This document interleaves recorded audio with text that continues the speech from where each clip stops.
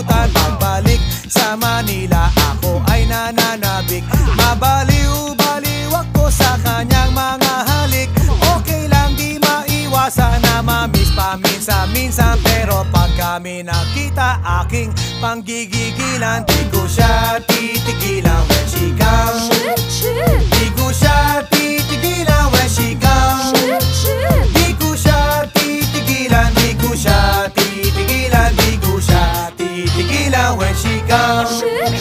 Kay ganda ng aming samahan at walang nanlalamig. Mas pasama